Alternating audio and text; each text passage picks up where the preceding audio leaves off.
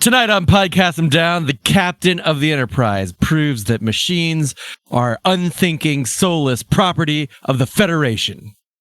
Podcast them down. Hail Metal Universe! We're back, Podcast Them Down, with our Star Trek, the original series, Rewatch, where, I forgot there's no tail on that thing. Oh yeah, it's just gonna. I'm gonna do that every time.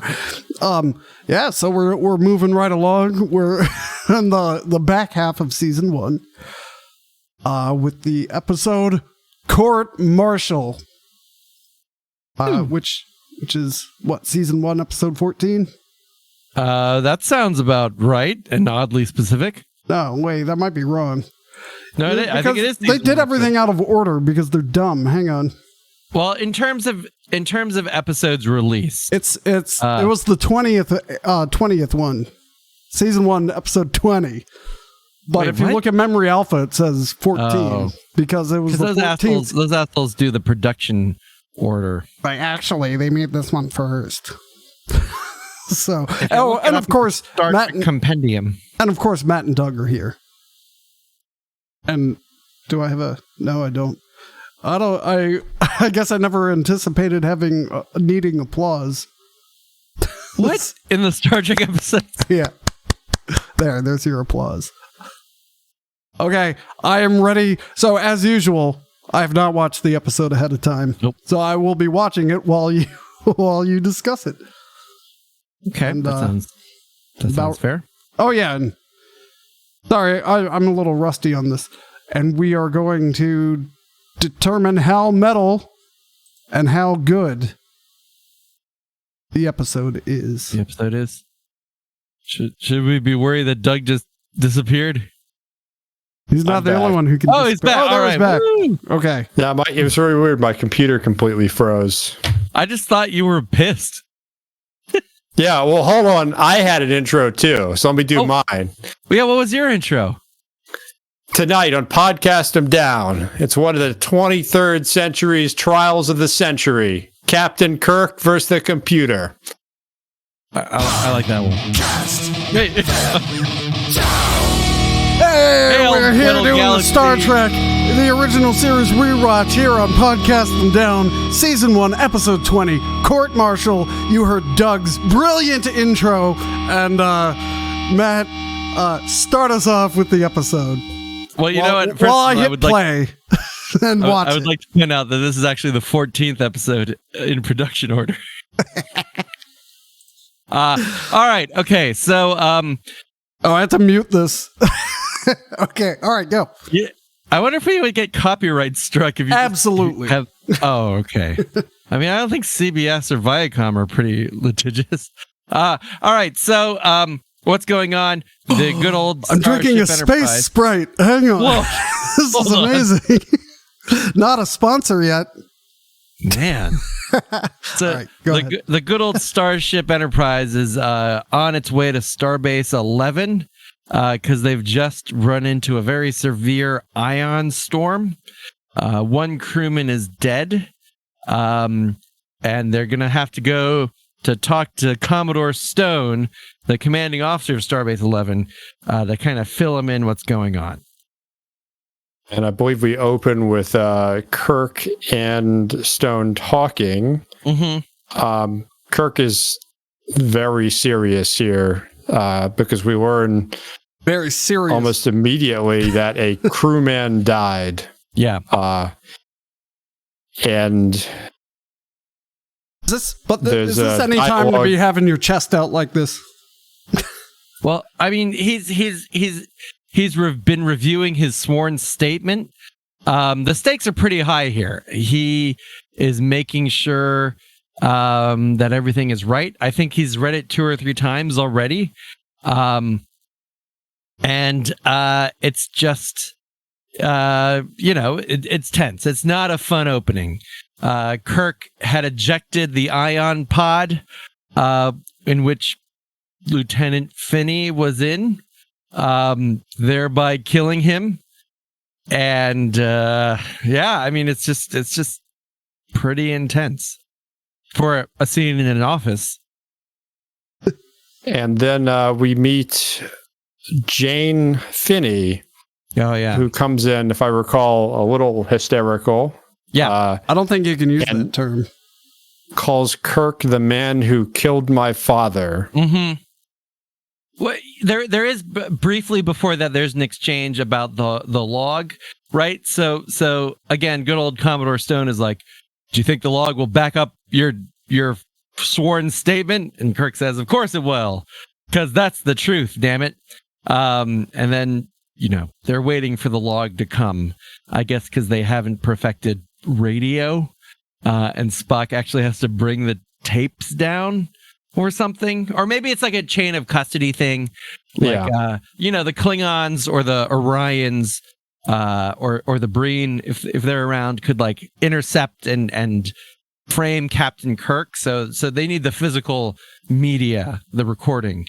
And we'll, I think, get into it later. But one of the things that struck me in watching this is I think in the 23rd century, what a computer is and what it does may differ a bit from our conception now, which is perfectly valid. The term used to mean different things. Yeah. Computer science comes out of railroad switching science. Exactly right. So it's going to evolve. We do learn that they bump the Intrepid to get the Enterprise in there for repairs, and we do see the ion pod missing from the Enterprise. If you watch the remastered version, The remastered version does have a very just conspicuous hole in the side of the ship. Oh wait, when is this? It's when it was orbiting. It was just the establishing shot. It might actually not appear until after the credits. It might be the establishing orbit shot after the opening credits, so the beginning of Act 1. Now that I look at it, I think I saw it. okay, so the girl is there. She accuses Captain Kirk of being a murderer, when really, even if the allegations are true, it would just be a negligent homicide versus a malicious homicide. But anyway, I guess homicider is not as fun to shout. And then, meanwhile, Commodore Stone is looking at the computer logs and essentially asks Kirk again that to verify what he said in his sworn statement, that he jettisoned the pod after he declared red alert, and Kirk triples down on it or quadruple downs on it, and then Stone says, "I presume you've committed willful perjury. The computer log said you jettisoned the pod before going to red alert." And instead of arresting him, he just says, "Consider yourself confined to the base, and then official inquiry will determine whether a general court-martial is in order." And I think that's the end of the teaser, right? That is the Sure teaser. Yeah. All right, so to the deliberation chamber. Already there. We were far away. That's why it was quiet. Yeah. Good teaser. From a quality perspective, anyway. Mm-hmm. Kirk trying is to very. Go ahead. Are you trying to imply that it wasn't metal? Because because there's lots of accusations and murdererness, and someone died and something's been damaged. That's all pretty metal. I mean, I agree. It's pretty metal, actually. And Kirk's 1,000% confidence in his own rightness. That's also metal. But I mean, there's something beautiful about that, because even though there's no reason, it's like dumb foreshadowing. Like Commodore Stone keeps saying, like, "Are you sure that's what you want to say?" There's a lot of leading, and kind of just why are you acting like that kind of behavior too, like cocksureness maybe is a phrase we could use. And I as we'll see, space law is a lot about persecution and railroading people. Yeah. And I mean, a lot of people have died under Kirk's watch, probably 2 or 3 per episode, but this is the first one he's faced court-martial for and just the arbitrariness of that is metal. Well, I think that's also because in all the other cases, their deaths were justified. Like Captain Kirk very clearly, for example, abandoned that guy to live with the space boy when he certainly was made lunch as soon as the Enterprise left. Or like when he ordered the phaser crew guy to keep fighting against the Romulans and didn't even give him a fucking 12 hours off since he just got married. Like, that's fine in the eyes of Starfleet. They were boldly going and such.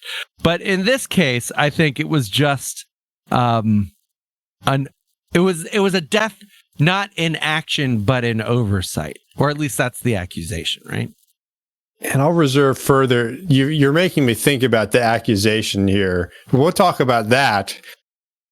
In the next act. Yeah. Okay, so I'm going to go with Tim. Go ahead. I was going to say it was very metal and it was pretty good, so I'm going 8 metal and 7 goodness. Wow. I think you're right. There's lots of yelling. There's lots of doubt met with headstrong assuredness. I'll give it an 8 and an 8. I'm going to give it a 7.5 because the girl, the Finney daughter's age is unestablished, I'm pretty sure, but she's wearing like a space dress, and there's just something about her space dress that's not working for me. So that's going to be my 0.5 deduction. Unlike Matt, I would not judge women on their looks. So 8 and 8. Oh, yeah, let's get out of here. All right. Moving on. Hey, when you press play, let's see if you can find the hole I the saw ion pod. Okay, all right. Towards the back, and there's a red light inside. I'm not sure why the ion pod is there. If you're getting ion readings, it's possibly the worst place. It's on the stern starboard side. Yeah. Yeah. Well, I mean, that's where ions go. I mean, we don't know that now, but future science lets us know where ions go, and that's why the ion pod is on the stern starboard. Okay, so there was a big tense moment. So of course we now open on a sketchy bar. It's one of many space bars depicted in the original series.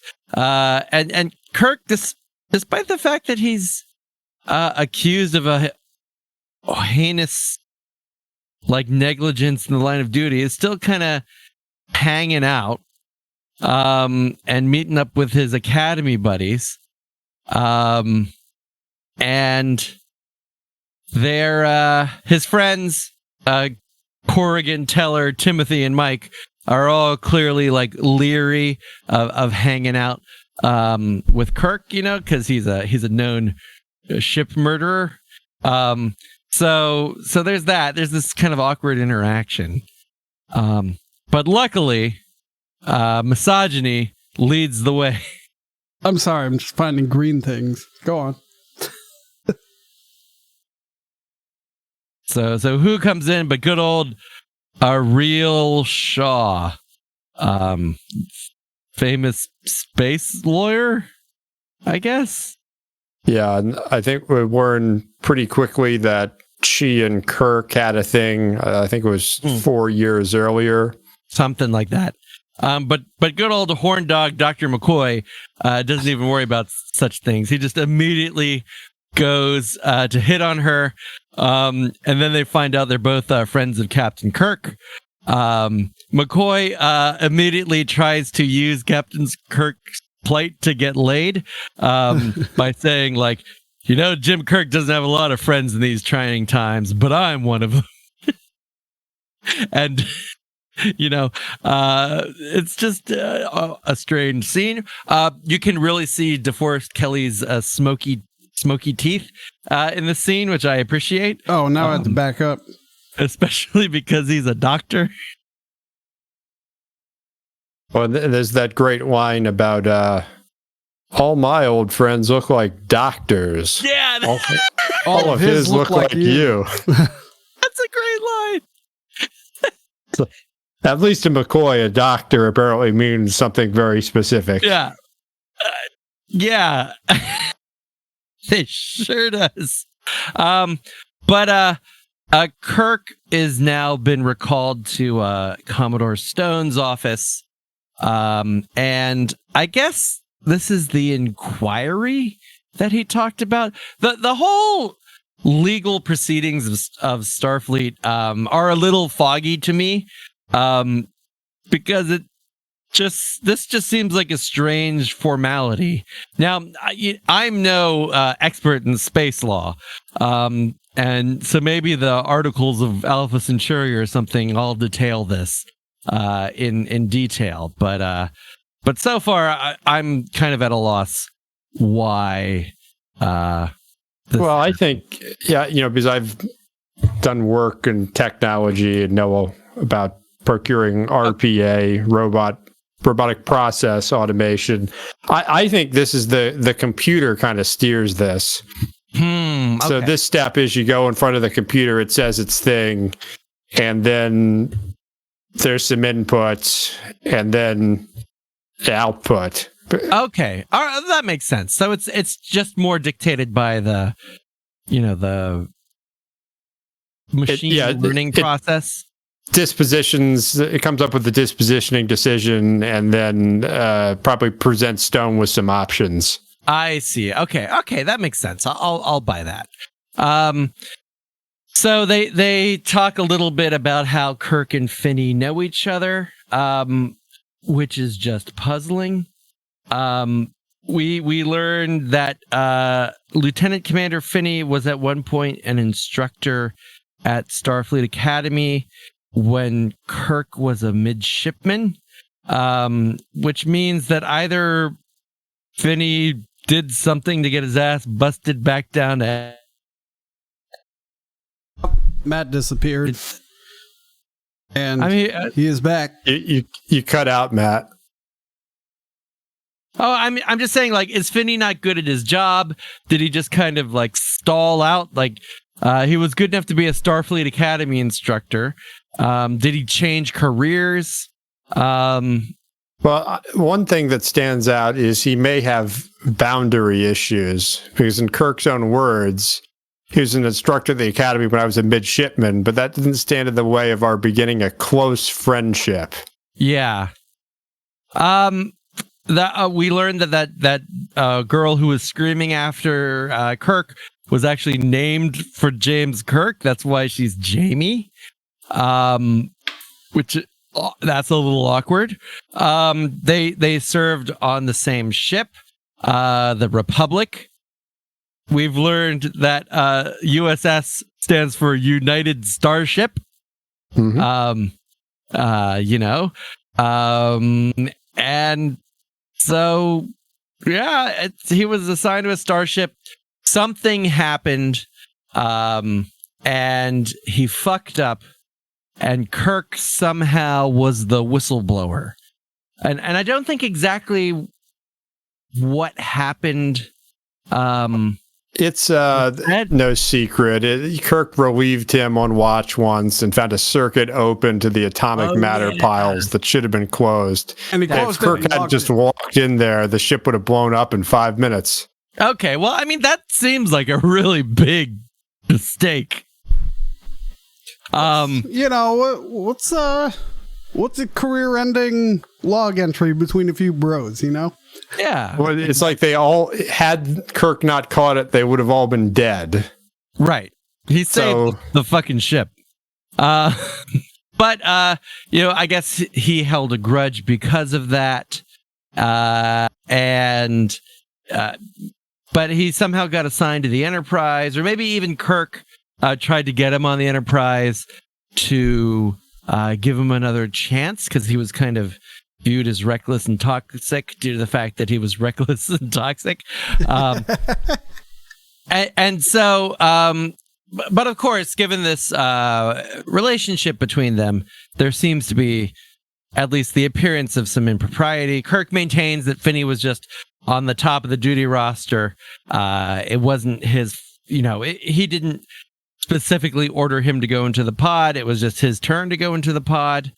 And yet the computer log shows that Kirk didn't follow procedure, just like that, inattentive asshole Commander Finney and jettisoned the pod on a yellow alert. So that's where we are. And he demands to see the guy too. Yeah. Well, and there's really hard railroading that happens during this scene. Again, Kirk may or may not have done something wrong, but no starship captain has ever been put to trial. Mm-hmm. And Stone is very, very insistent that Kirk not be the first one. Yeah, because this is a PR nightmare. And he goes off the record, right? He stops recording and says, "You're played out, Jim. Exhausted." Look, not one man in a million could do what you and I have done. 100 decisions a day, hundreds of lives at stake on you making everyone right. So basically, he wants to have Kirk admit he fucked up, or at least say he was exhausted and made a mistake, right? Not take blame, but say it's possible that I I was not in command of my faculties, accept a fucking desk job, and just, wallow out the rest of his career watching other braver, better men go to space. And he makes it clear that if Kirk doesn't agree to this, Starfleet Command will come down in a way that seems disproportionate to the offense. Right. And then the Kirk, excellent Shatner performance here. So that's the way we do it now. Sweep it under a rug and me along with it. Not on your life. I intend to fight. Then you draw a general court. Draw it. I demand it. Yeah. And right now, Commodore Stone, right now. So James Kirk is not going down without a fight. He's not going to be jettisoned like an ion pod during Yellow Alert. He's going to struggle, and he's going to win, goddammit. And that's the end of Act 1. Seems like an episode of Law and Order to me so far. Keep that in mind. And I mean that in a good way, and because Law and Order is crap. In the criminal justice system, there's prosecutors and space attorneys. I think we learned, and we'll get into it in the next act, but there's a very interesting contrast between the JAG, the prosecutors, and the defense and the standards they're held to, and the method in which they present their cases. Oh, yeah. And just the whole rules of evidence. We'll get there. We're not there. Okay, I know we're not there, but no, you don't know we're not there. So this act opens very metal because Kirk seems to walk in this bar. Essentially, he's provocating. Mm-hmm. He's just like, I know I'm an accused murderer of a popular guy. What are you going to do about it? Yeah, he's being somewhat reckless. And then I like when he leaves the bar. He walks into the guy and he doesn't give a fuck. Fuck you. Yeah, no, he's really he's really doing something. I don't know if I was his lawyer, I would advise him to be doing any of this stuff, but good old Captain Kirk, he does not give a fucking shit. Oh yeah, that's pretty metal. And literally everyone's talking about it. In fact, that's all anyone's talking about. Yeah, and what else? The rest of the whole thing is just him talking to the I don't know anyone's name or rank. The other guy. Commodore Stone. Yeah, Commodore Stone. Well, I think raking someone over the coals over something arbitrary to save face for your institution, it's pretty metal, at least. It is, and I like the build on it. You know, it ends with him doubling, tripling, quadrupling down by that point. Oh yeah, he's all in on his version of events, which I assume are true because we didn't actually see them. Well, maybe we'll see them later in the episode. So yeah, no, I agree. I think they're keeping it up. They're keeping it metal, and the quality is pretty good. I'm gonna give at least a half a metal point for McCoy's teeth. I also want to point out how horny of an episode it is, even though there's no reason. Like, Bones' friend is probably going to, at minimum, base jail. If not, well, luckily he didn't violate the Talos 4 Accords this time. So he's not going to get the death penalty, but he's going to be in like the stockade for a long time, or Leavenworth, wherever Starfleet people go. He's got that line about he's going to lose his space head or whatever it is. they want to do a beheading while also acknowledging that doesn't happen. That's coming up. So I'm gonna say 8 and 8. It's maintaining its thing. It's doing a good job. I'm going to repeat my scores from the previous one. Whatever 8 they and were. 7. All right. Yeah, sure. I'm going 8 and 8. Nice. All right. Moving on. Oh, Saturn. All right. So, the establishing shot at a ringed planet. Oh, and he's back at the bar. It's back. Yeah, now that we're back at the bar. Maybe you should cool it, Kirk. Oh, he's there to fuck. Oh, he is. So he literally.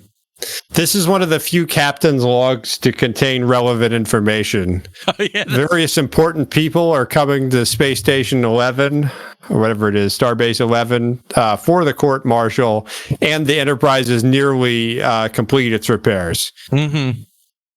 That is important, because we would have no way of knowing that except for this captain's log. Yeah.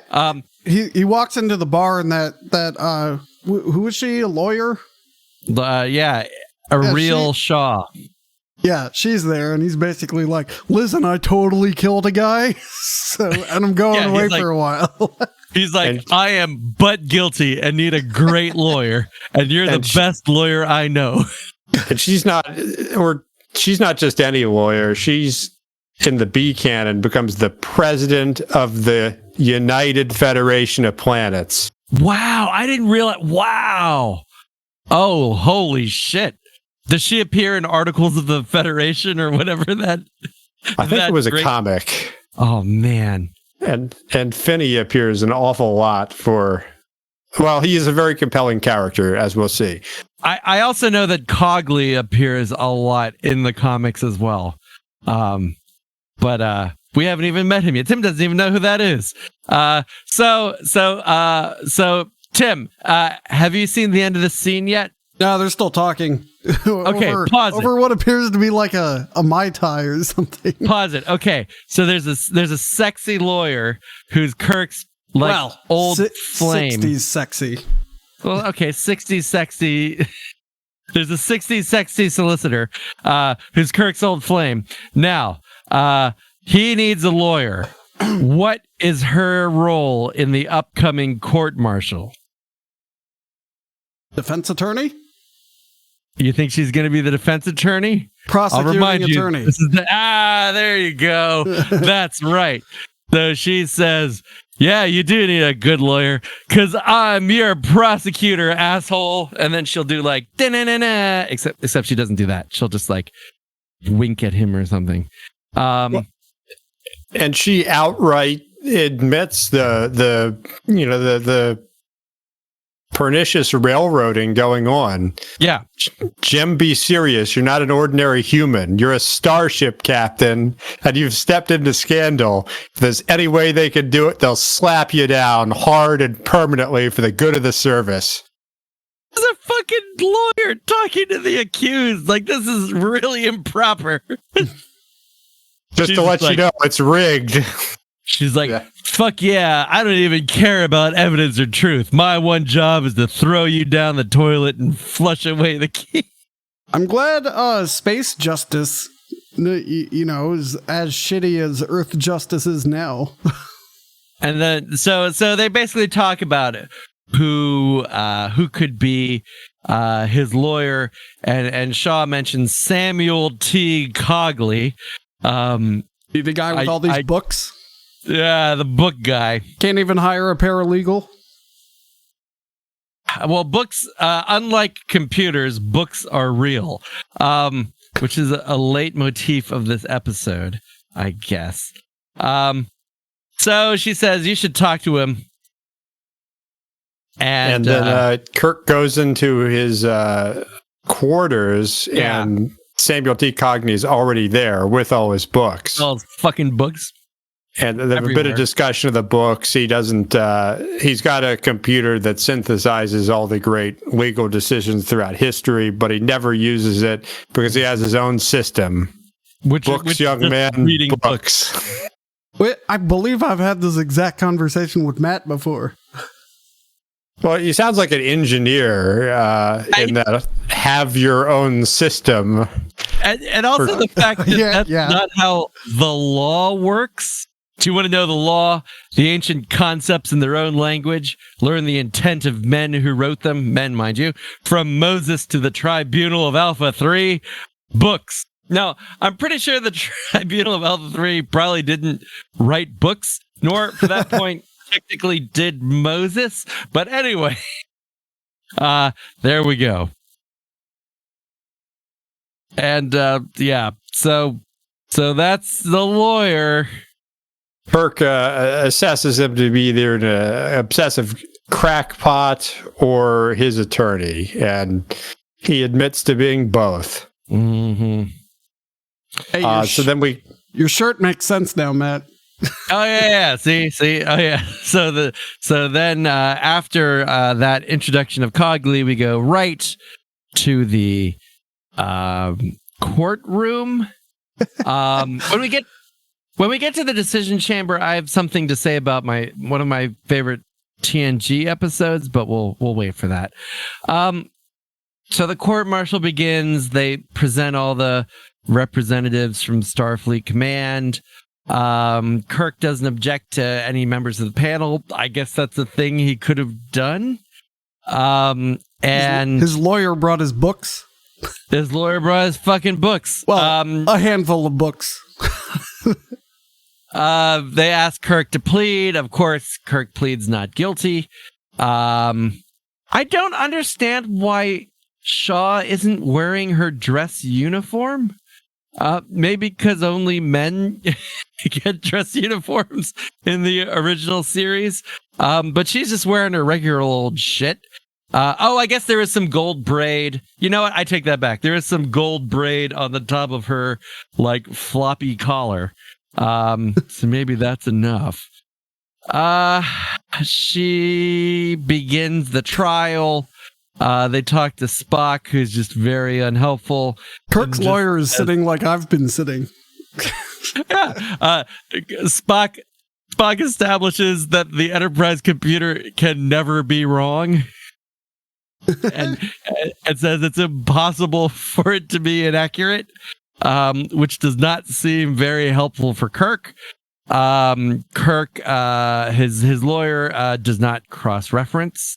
And Spock perjures himself, frankly. Really? Well, he says that line because it's the whole judgment of character and the I don't need to see something to know that it's true, but what's the specific line? He basically says Kirk would never do anything out of malice when he directly witnessed acts in The Enemy Within. That's true. And that's part of Kirk. Wow. So he has that capacity. But that maybe he has that capacity, but I think a Captain Kirk under his full faculties would never do anything out of malice. And after all, you have to remember, Doug, that he's half Vulcanian. Yes. Vulcanians do not speculate. I have a bonus comment on Vulcans or Vulcanians later on.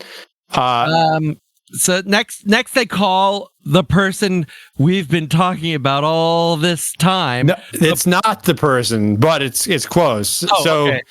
The door in Charlie X or whatever early episode that was says personnel director. Okay. This is a personnel officer who seems to just be a sort of a record keeper and not involved in the decision making. So she works with the personnel. She works for the personnel director, I guess. Why they didn't just get the personnel director doesn't make a lot of sense. Or question Kirk as to why there is no personnel director. Oh, maybe she's acting because they still haven't hired the personnel director. Why? And she has an interesting Philadelphia accent. Yeah, that's amazing too. Like she just has a total random, worthless mid-Atlantic regional accent. Oh, I gotta hear this. It's pretty great. What's the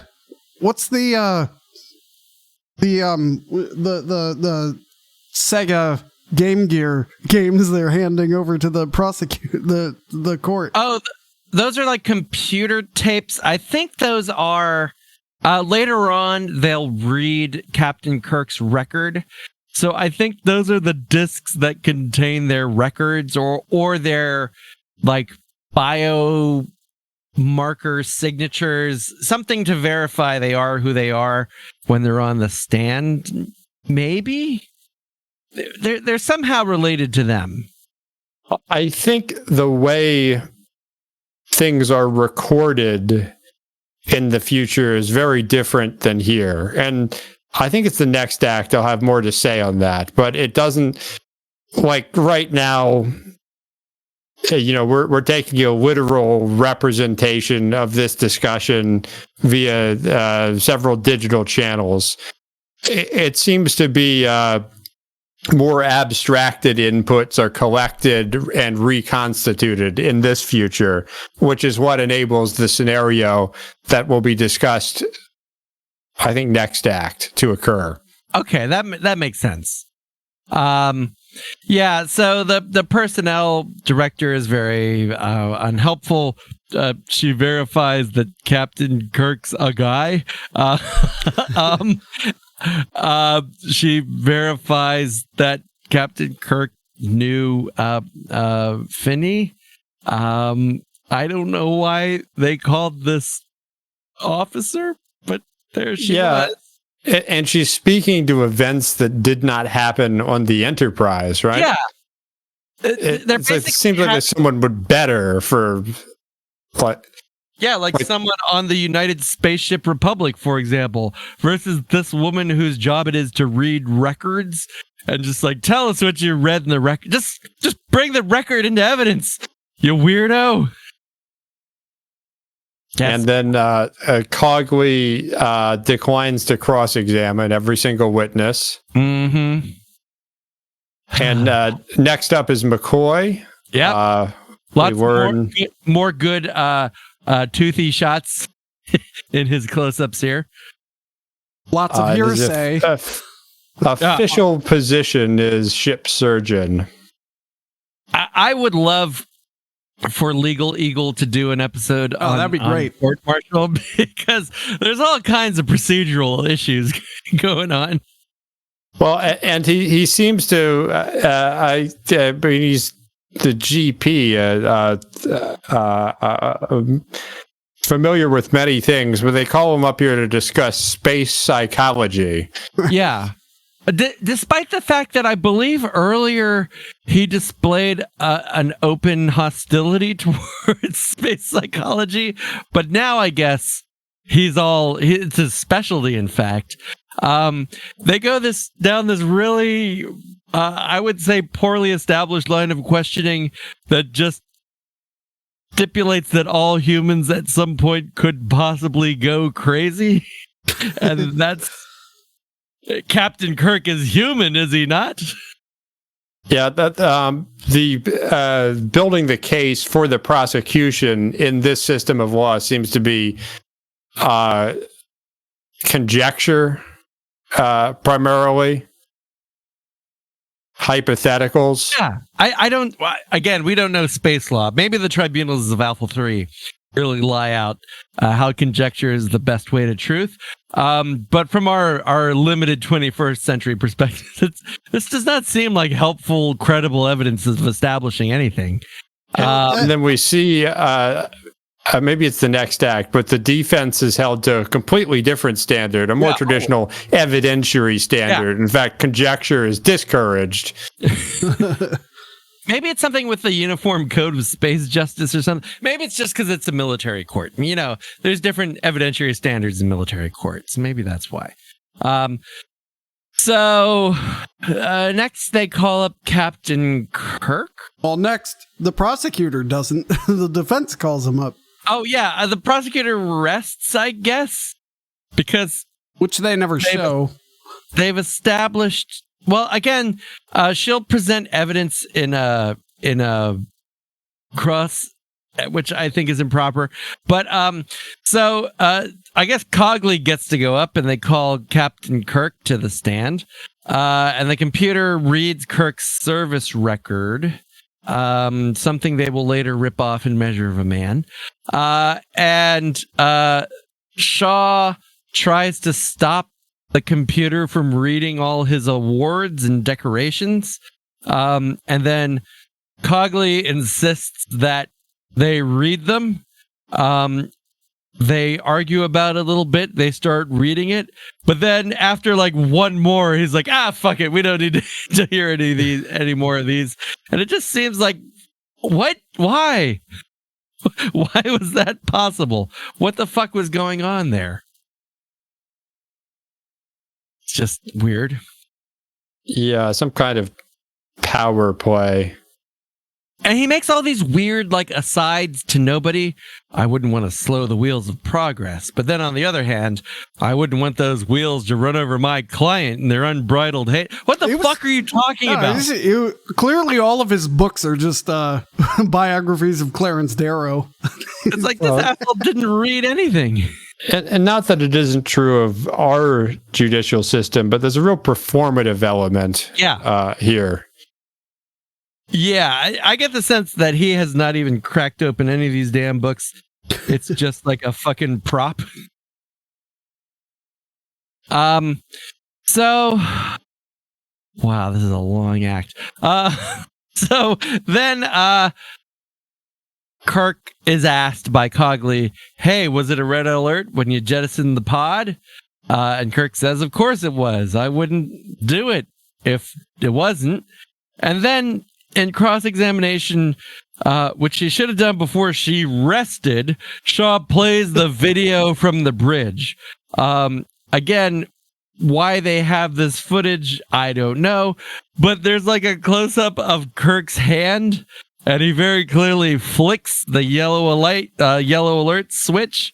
Have you seen the setup? They're just showing the video now. Okay, so there's like 3 like toggle switches. One says yellow alert, one says red alert, and one says eject pod. And they look like super brushable buttons. like there's no failsafe.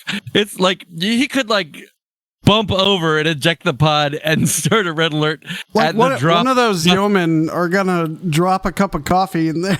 Yeah, he's gonna jettison the pod and go to red and yellow alert. Yeah, exactly. It's the worst of all systems. There wasn't even like a little clippy. It looks like you're trying to eject the ion pod. Are you sure? There's no failsafe because he. Up, Matt's gone again. And Matt's coming back again any second. They're still playing the video. Discord. Go for yeah. Okay, yeah. It says go forward with okay. So now they're showing the buttons. Oh, and he pressed yellow alert. Mm-hmm. Well, so I think, and this is supported later on, but I don't think this is literal video. I mean, I think it's accepted in the future as that, but it's actually described as a visual playback of the log. So I think, the Enterprise has 1 million sensors, certainly some cameras, and it takes just the attributes and things it needs to recreate events in a commonly accepted way. So if this was like in the Next Generation, they'd be on the holodeck watching this. Yes. And it's somewhat similar to that, just on the screen. There's lots of camera angles in this not filmed visual playback. Well, they chose they set, the parameters for the playback to tell this story. The visual means supporting the facts at hand, alleged facts. So I can tell from Tim's groan that he saw them. He saw that indeed Captain Kirk did press the eject pod button before signaling the red alert. And therefore, Captain Kirk is a fucking guilty, perjuring asshole. That's the end of the act. Oh, no, not quite yet. Everyone's looking shocked. Oh, I mean, everyone Kirk has says, to but look that's shocked. not the way it happened. All right, now Okay, now it's the end. Now it's the end. All right, so why would it matter? Why does this matter? Because shouldn't he just go yellow, red, eject? The guy would still be dead. No, right. This doesn't the whole case rest on the fact that he hit the eject button, because it doesn't even, if I recall, that's not even what's being contested here. The appropriateness of the ejecting.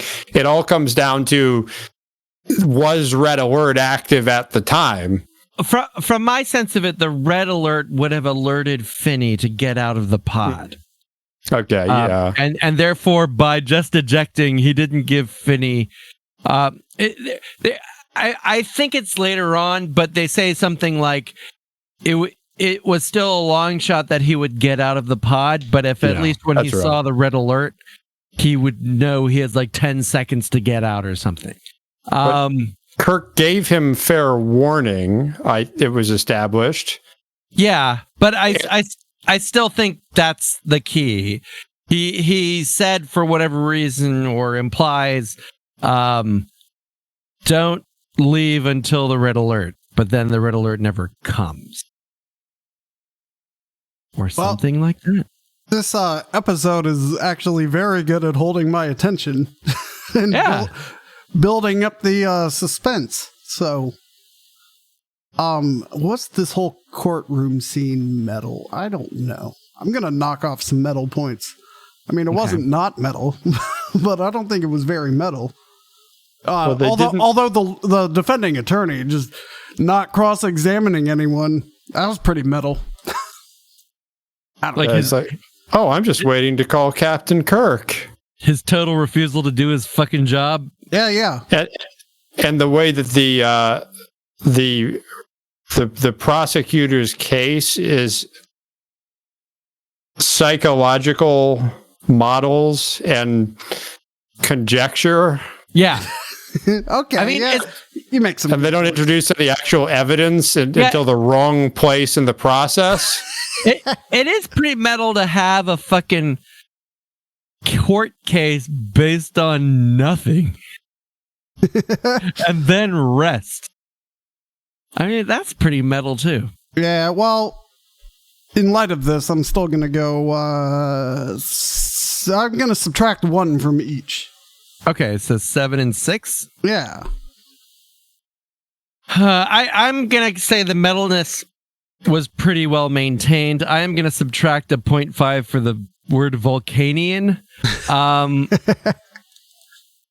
I'm going to add back a 0.5 for the fact that this episode establishes the entire plot and most of the substance of Measure of a Man, because it establishes that the prosecutor must be an ex-lover of the captain. It establishes the precedent of reading a bunch of awards only to interrupt it, only to start again. And the whole weird, like, verify Picard, blah, blah. So I'll deduct a 0.5 and add a 0.5. So I'm back at 8 and 8. I did notice, by the way, the ensign, the record officer? Record officer. Yeah, was not wearing a dress uniform. No, well, she's just a record officer. I do think, in sort of a content or way, or in a thematic way, this is a little less metal, but with the pageantry that's introduced with the dress uniforms, that more than compensates. I'm sticking with an 8 and an 8. Huh. All right. You know what?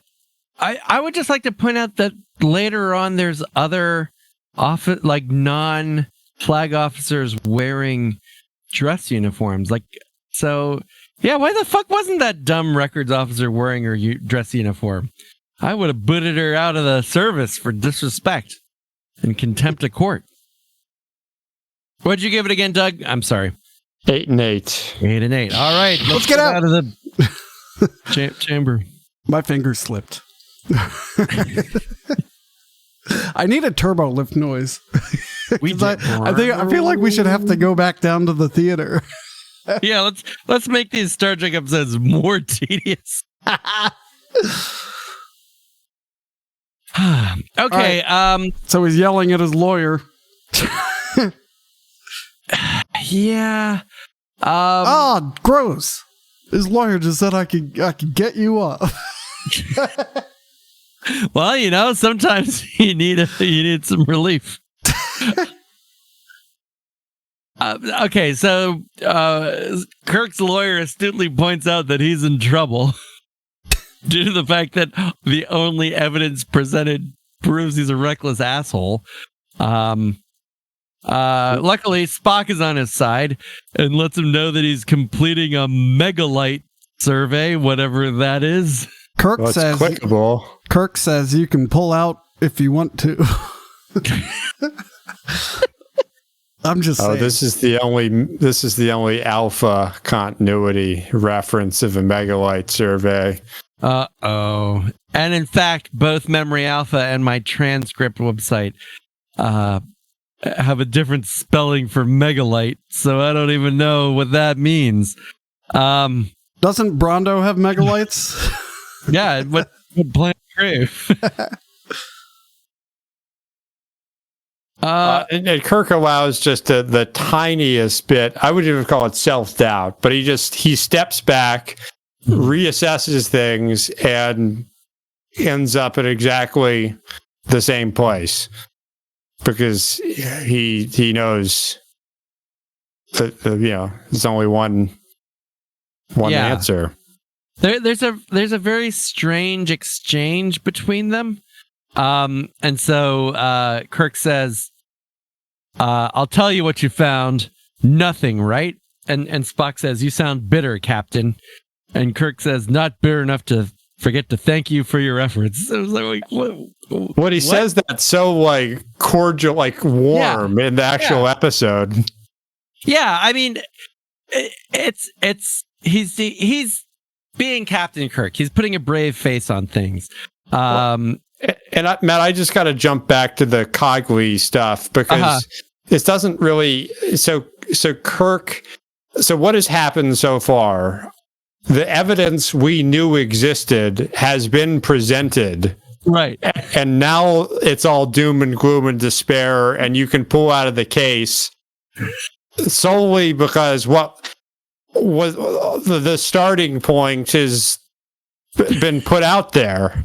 But I think there's like, Captain Kirk is one of those people where like he can't rely on the reports of others.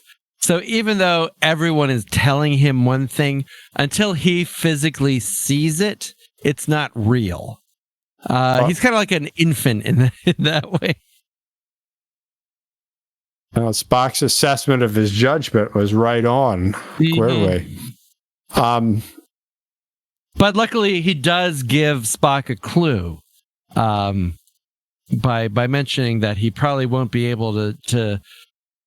You may even. Well, wait. What is this? You may even be able to beat your next captain at chess, implying that Kirk is a better chess player than Spock. I think they established that in Where No Man Has Gone Before. Oh, maybe you're right. One of your Earth emotions. Oh, right, because his cold Vulcanian logic can't, much like Data and Hammurabi or whatever that Kalrami or whatever that guy's name is in Stratagema. You need emotion to win, not just logic. Unless you're deep blue. Then the space daughter arrives. Kirk can't wait to get his hands on her. Yeah, he inappropriately touches her. And she, for someone who was calling Kirk a murderer, she just has a bunch of strange interactions with him, and tells him to change his plea. I never realized how close you and Dad had been until I read through some papers he wrote. You know, you're named for him, right? Did that ever come up? And even Cogley points out how unusual this is. Mm-hmm. In fact, there is evidence indicating Kirk's guilt. Mm-hmm. But she put that aside and is only thinking about Kirk and not her father at this point. Yeah. Meanwhile, back on the Enterprise, Spock is playing chess with the computer. And McCoy thinks he's an asshole because he's playing chess instead of trying to save Captain Kirk. Mr. Spock, you're the most cold-blooded man I've ever seen, which of course Spock takes as a compliment because he's cold-blooded, I guess. Maybe, I don't know. But anyway, something weird is going on because Spock, apparently the Enterprise's worst chess player, is able to beat the computer 5 times in a row. Well, and it's like, yeah, the computer's ability to out-switch Spock apparently isn't a factor in this.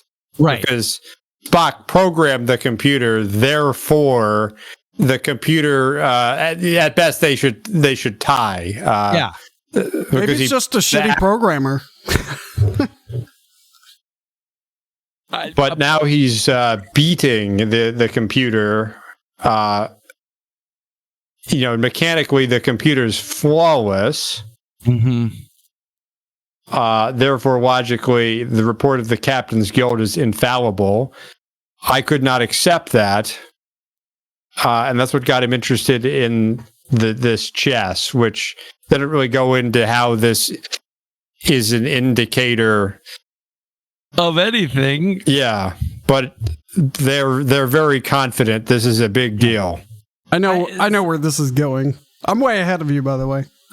Okay, so they rush down to court because there's nothing courts love than people barging in during proceedings and presenting new evidence. Yeah, I'm sure Legal would rail on them for circumventing discovery.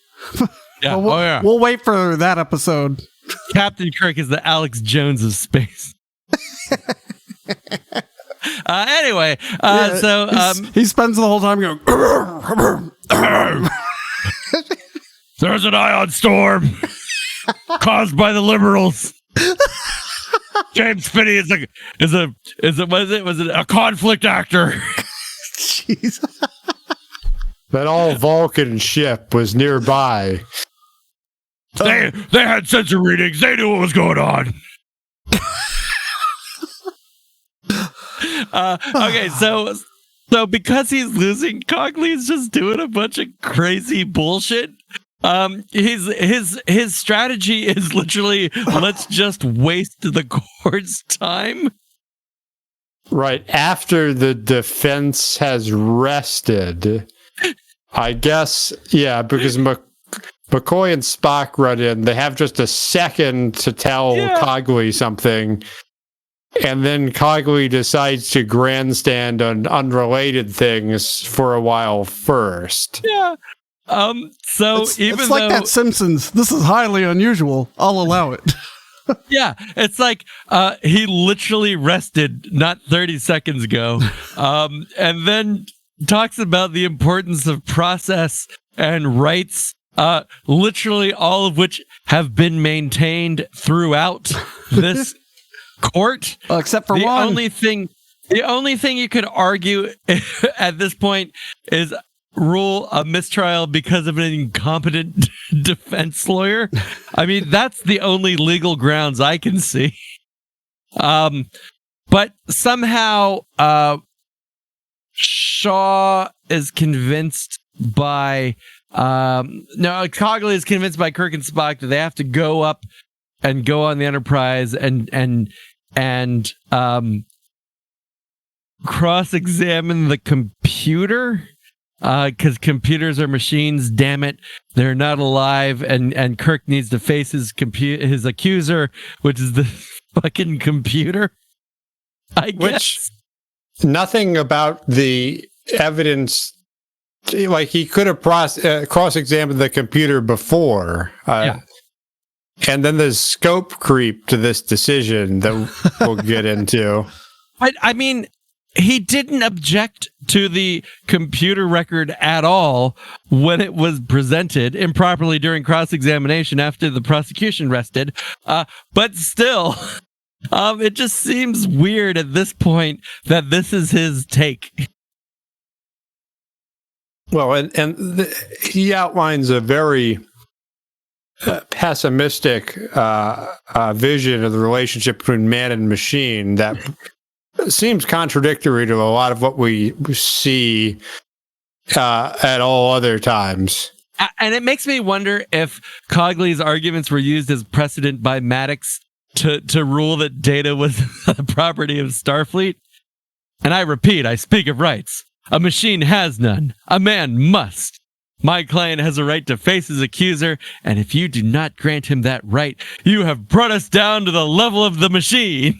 This is the Alex Jones stuff. Yeah. Indeed, you have elevated that machine above us.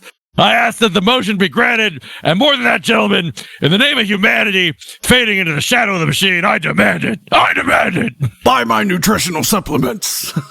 Now let's take a minute to talk about the survival bucket. Caveman. The deviant slime devil makes the most processed slime in the galaxy, and now you can have it in this beautiful capsule. 16 different beta vitamins, 19 different zircons. What's the pleasure system? Risa? Oh, Risa, yeah. You could sell timeshares. Yeah. Have you played this great game? All you got to do is get the little disc into the little cup, and it'll be great. You'll love it. Buy 8. We, write this down. Right now is when we came up with the idea for Info Space Wars. Yeah. Holy shit. This is going to be amazing. All right, let's go into the thing.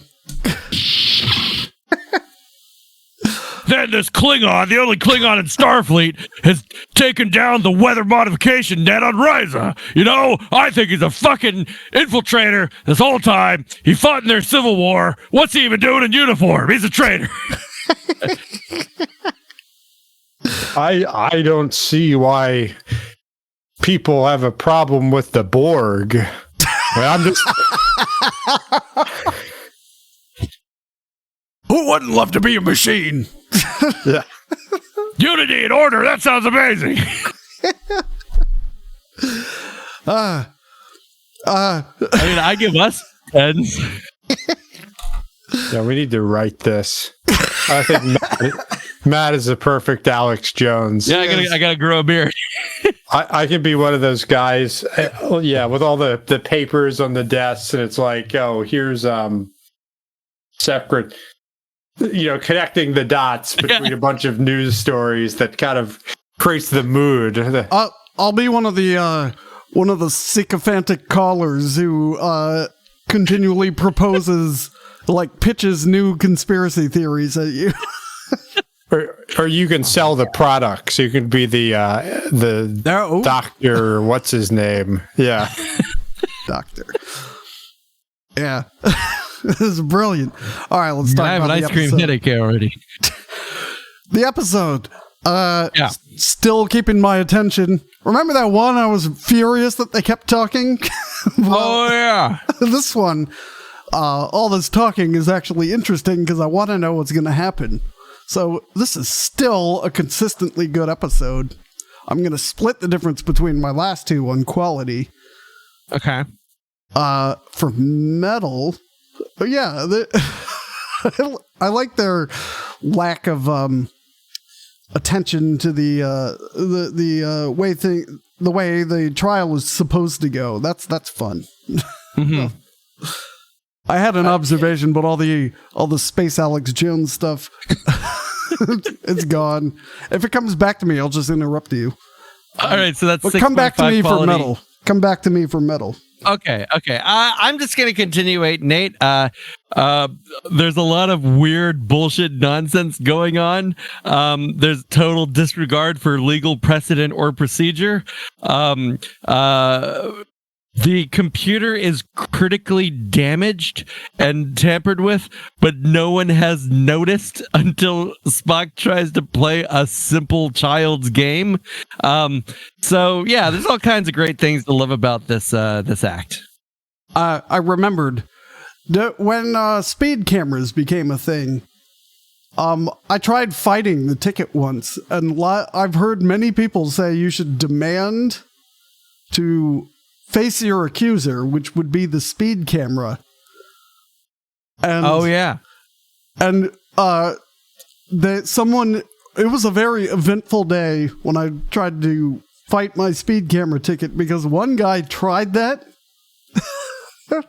and the judge immediately said, no, full fine. Wow. And then another guy came up with like index cards and started to talk about how speed limits were antiquated. and the judge once again threw it out immediately. Just interrupted him and wouldn't let him speak. It was great. I got a reduced fine. Citizen. Yeah, I got a reduced fine on the basis that the speed limit wasn't clearly marked. So I am fairly sure that they now have someone, like some person, a name assigned to the ticket to avoid that whole issue. Yeah, so it's the accuser is the person who watched the video and said yes. Yeah, but this was a long time ago. Anyway, metal score, I will go. I will also split the difference. Okay, so that's a 6.5. And and then 7.5. add 0.11 then. Oh, all right, 6.66. Done. All right. Should I add it to the other one too? No. Oh. I'm going to go 8 and 8. All right. Yeah, I like the practice of law in this future. And I think Cogley's kind of pulled one over because they kept bashing him for speculation before and like not sticking to facts, and all he does is grandstand about philosophy, essentially. Yeah, you're totally right about the different standards the two sides are at too. It's massively unfair. Well, we don't know where this came from. It's just a snapshot, I'm sure it'll make sense. I'm just so excited for you because do you know what's coming? No, I have no idea. Just for fun. Don't spoil it. How do you think this episode is going to end? They're going to figure out that the computer's dumb in some way, and he's going to be exonerated, and then they're going to continue on their way to Rigel 7 or whatever. It's gonna have a boring ending. I am so excited for this act now. It's like when you're watching a show, right? And you notice there's 5 minutes left And they're like, oh, there's no way they're going to wrap this up in time. And then they do because they do it quickly and poorly. That's what I'm expecting. I have low expectations. So you're expecting like a ham-handed... Yeah, they're going to... well, they've proven that the computer's not doing well. So they're going to say... They're going to go up there. They're going to say, like, hey, what's 5 plus 5? And it's going to go 11. And then they're going to go, see, the computer's unreliable. You're not guilty. Continue on your way. And I have a fan theory on the unreliability of the computer that I need to bring up. So someone remind me. Okay, I am so excited for you to see the rest of this episode. Let's go. All right, now the I guess they're back on the Enterprise now. They've brought everybody up to the Enterprise. They've reconvened. They're meeting in the briefing room. Cogley, Spock, Shaw, Kirk. I guess they're just talking about the computer, and Spock is talking about how he programmed the computer, and now he shouldn't be able to beat it, but now he's beat it multiple times. Cogley says, well, would the fucked up computer not be able to reliably play back information? And Shaw objects. She's like, objection, that evidence is bad for me. and Stone sustains it for some reason. Despite the fact that they totally allowed Shaw to have McCoy admit that any human could possibly go crazy, and therefore Kirk could have been crazy. And is therefore definitely guilty. So she said that in the objection, they go, "Oh, the witness came to a conclusion, which the witness didn't." All right, Matt's back. Go ahead. He stated a fact. Yeah, he just said a fucking fact. Asked if that would affect the visual playback. Yeah. Well, and then Cogley restates his hypothetical statement he just adds the prefaces it with hypothetically, even though it was already. I mean, it's already hearsay. It's like billboarding it more is hearsay. So then it's established, well, who has access to the computer? And there's 3 people. The captain, Spock, and the records officer. Oh, he committed suicide or something, or faked his death just to bring Kirk down. That's my guess now. Cogley points out that they have no records officer. It's true. The records officer was Lieutenant Commander Finney, which begs the question, why is he the guy going into the ion pod? Shouldn't there be like a stellar cartography guy or an engineer? It just seems like a really weird mismatch. Is everyone on the ship like, look, I know we all hate ion pod duty, so everyone on the ship is gonna... They got a great cross-skilling program. Yeah. Really good way of allocating tasks. So basically, from this weird roundabout evidence, I think Cogley submits that Lieutenant Commander Ben Finney is not dead. Da-da-da. I should add that to the soundboard. I don't even have a applause on here, though. Then there's a weird, wipe cut to the bridge. And they're just on the bridge all hanging out. Oh fuck. I forgot about this. I missed the wipe cut. Let me back.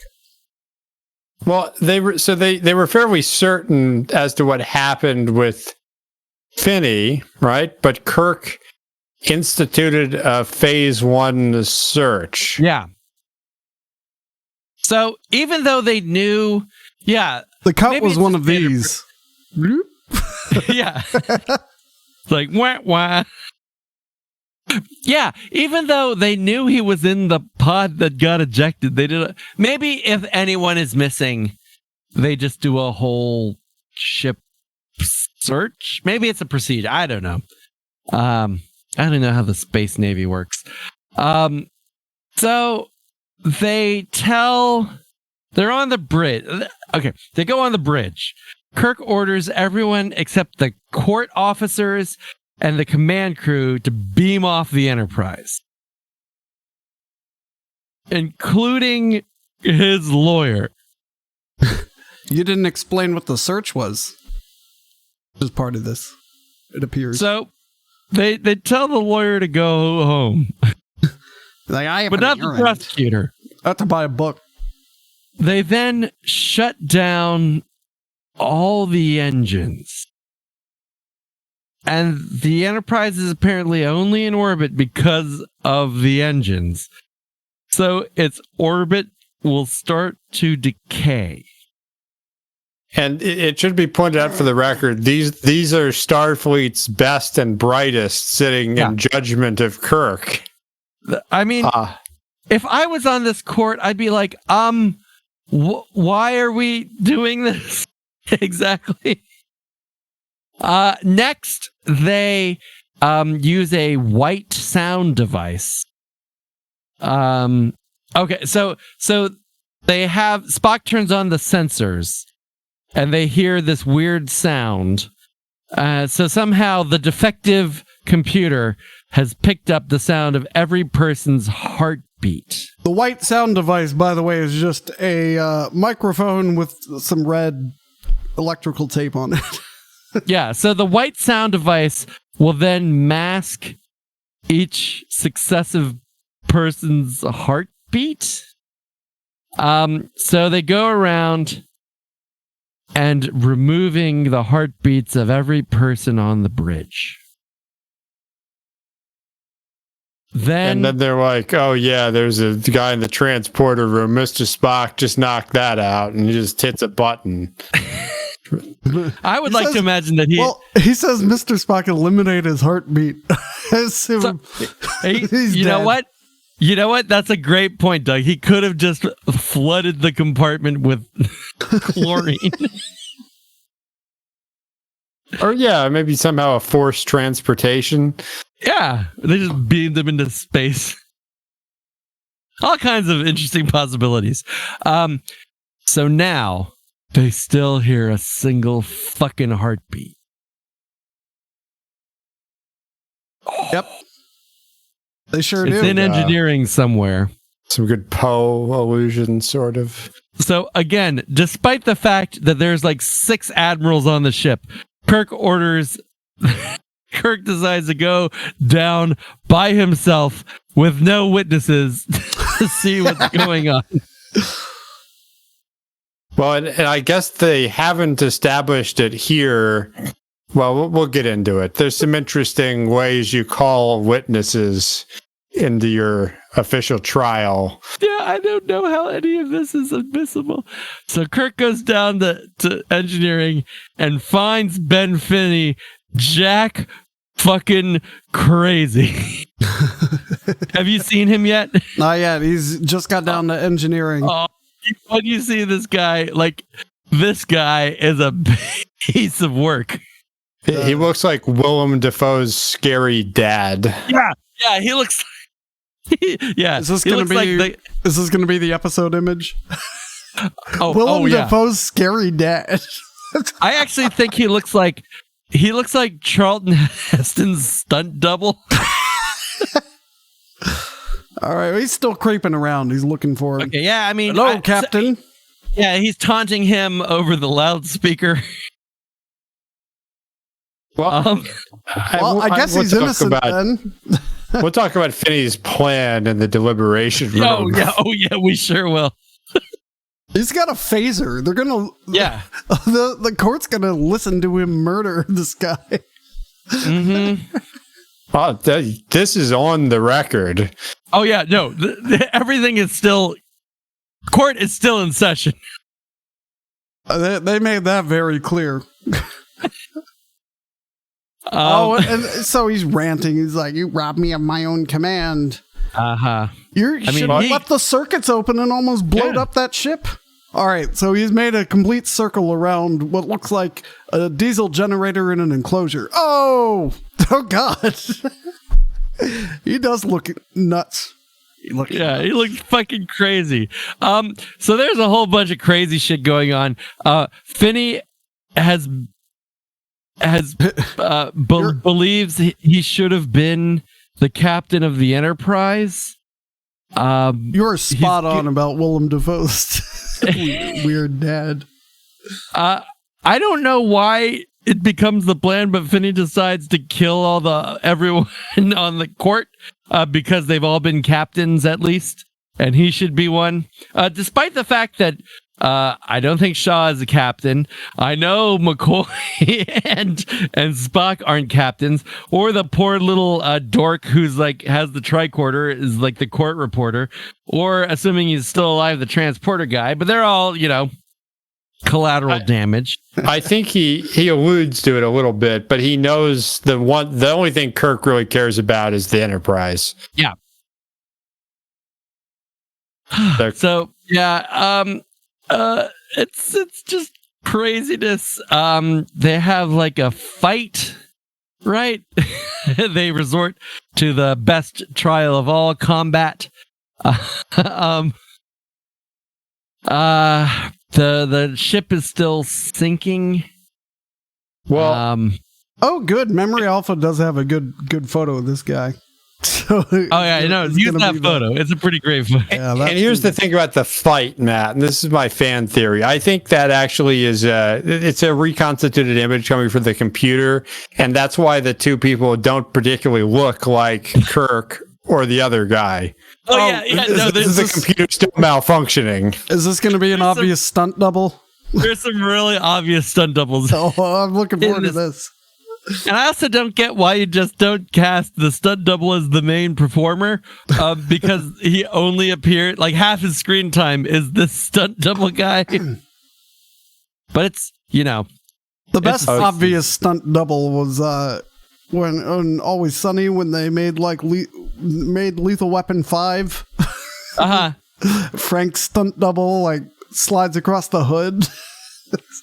That's the best one. Oh, well, and what's his name? Yeah, so they beam up Cogley with what did I Jamie. miss, gentlemen? So he brought Jamie, and Kirk has the big reveal, like, "Are you gonna kill your daughter too, you piece of shit?" So again, Kirk's plan was to bring a child into danger as his trump card.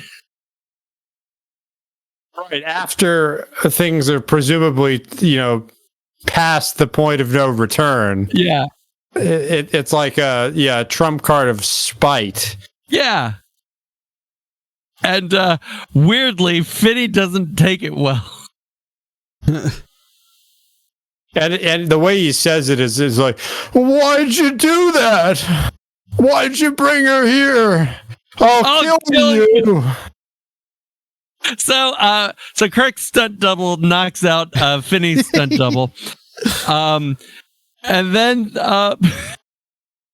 I guess he's sabotaged something somehow. And so Kirk scrambles into the Jeffries tube. And apparently you fix a starship by pulling live cables out of boxes. Well, I think the sabotage it looked like he short-circuited a bunch of things with giant cables that are sparking. I do like how Kirk's over the narration, beaten and sobbing. Yeah. That he told me where he had sabotaged the regeneration through violence. Clearly they had to they couldn't use whatever footage of the end of the stunt double fight. So they're like, get him into ADR, record some voiceover. No, but the way it pulls back so consciously, that's the computer recreating it, and the computer's malfunctioning, and that's why they don't get the faces quite right. Because it misses all the critical moments. Like that's another aspect of the sabotage of the computer. So Kirk, by pulling cables out of junction boxes, somehow fixes the ship. They bring the engines back on. Uhura is there. I guess she was there the whole time. I forgot she was there, but apparently Uhura is there. Well, Matt, we got to jump back 1 second for something very important for the case.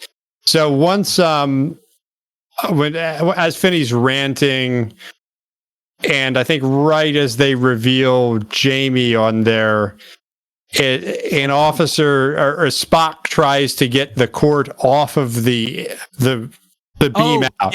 Yes. And then Commodore important. Stone's like, Mr. Spock, the court has not yet reached a verdict. We will hear this witness out. Like, what the fuck? So Finney has become he is testifying here. I hope the guy with the tricorder is getting all this. This ending is ridiculous. The Daniel Wong. So they've done it. Commodore Stone moves that the court be dismissed. Unless you have any objections, prosecutor. Shaw does not object. Oh, she has absolutely no objections as she stares deep into his eyes. Kirk shows up in a new shirt. Right, because the other one was all ripped and his chest was out. Now, you need to remember that everyone is still on the bridge. That they are sure on the bridge. Kirk has just punched out a madman. No one else is on the ship. I have no idea where Finney is, if someone's got him, if he's in the brig, if he's just lying in engineering somewhere. He's in the one hallway, beaten and sobbing. And then Kirk and Shaw just decide to make out in front of everybody. Yeah. It's just like, what the fuck are you doing? Well, she was all hot from the Commodore. Do you think it would cause a complete breakdown of discipline if a lowly lieutenant kissed a starship captain on the bridge of his ship in front of Starfleet Command? Like, how is that proper? Well, and then at the end, Kirk's like, see, no charge. Discipline goes on. Like, right? Like, you expect him to raise his hand and immediately file a charge? Like, it would be great if they immediately arrested her.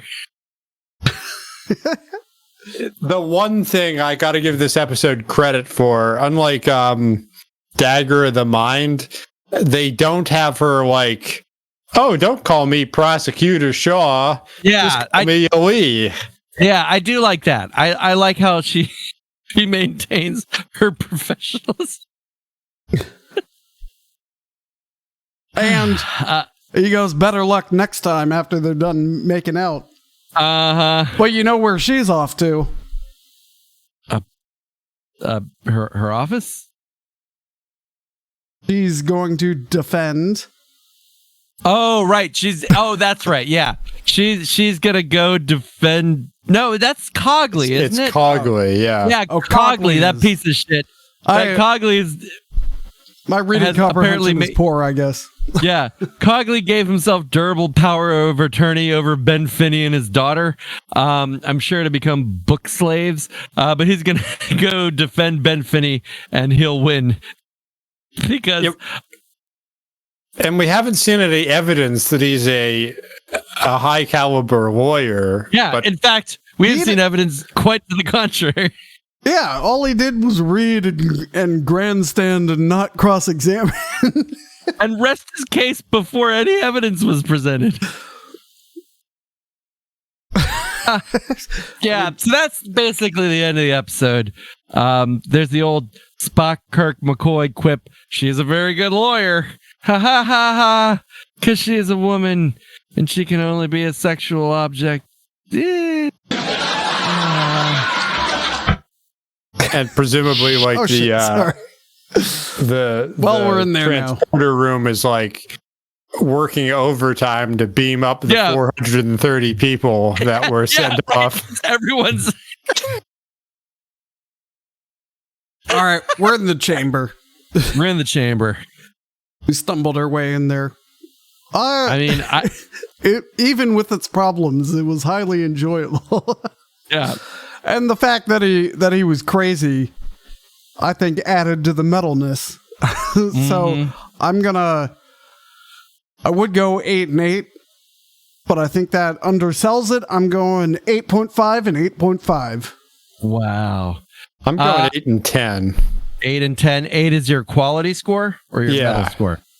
8 is my quality. There's a little bit that doesn't make sense, but I think on the metal side, I mean, my God. I think the parts that don't make sense add to the metalness. I think you're absolutely right. I am going to give this an 8 quality score and a 9 metal score. I love the fight. I love the literal insanity of Finney. I love the sparking, flaming cables being recklessly pulled out in the Jeffries tube. I liked the unprecedented makeout scene in front of every superior officer. Like this is just a fucking metal ride. And Kirk leaving a man beaten and sobbing through physical violence. Unapologetically. The court was never adjourned. Clearly, he needs some space psychology. Oh yeah, and Commodore Stone literally risking the lives of like half the Starfleet bigwigs of this section to hear testimony. What presumably, had they not sent everyone off the ship and like had security people just detain him, they could have gotten in a more routine setting. But he's like, no. There was no reason to do that. There was no reason to send everyone off the ship. Just give them all a white noise device. No, he kept them safe by leaving them on the bridge while he went and hunted a man with his phaser. Only to leave him sobbing. Well, I have some earth-shattering news. Oh, I know what it is. The verdict, with an absolute score of 23. It's up 236.66. This is your metalist fucking original series episode so far. With an unbelievable absolute score of 96.2%. Wow. This is metal as fuck. And good, for that matter. Yeah. Knocking off the recent champion, the Galileo 7, by more than 7 points. I have a feeling. Wow. I have a feeling it's gonna ride this wave for a while. We're gonna have several top episodes. Yeah, I also have the feeling. Right. I also have the feeling it's gonna. The good times won't last, and we're gonna go down the other side of the slope eventually. I mean, because I have 1, 2, 3, 4, 5. I have 5 words for you. Enjoy your ride at the top while you can, Court Marshal, because the return of the Archons is next. Oh yeah. Ooh. All right. Holy shit. Well, let's get out of here. Yeah. And until next time, next episode, I'm looking forward to this. Mm-hmm. This is good. So, what did we get right? What did we get wrong? Nothing. Write the comments. Write it down on a piece of paper and shove it up your ass because we don't care. All right. Yeah, and also, only human beings are allowed to comment, not any fucking lifeless machines. All right. Until next time. Until next time, Metal Universe, keep it Volcanian. Cast them down. All right. So on that note, we learned the ship the Enterprise bumps is the Intrepid, Right. which I think we learned in a future episode is the all Vulcan ship that is lost in a storm. Take It is? that. Yep. But it's a good thing they gave them a ship with kind of an ambiguously World War II name instead of like, the USS New Jersey, the all Vulcan ship. Great. That all Vulcan ship, the Iowa one. Oh man, that's incredible too. Whew. All right. Wow. We'll see you later, Metal Nation.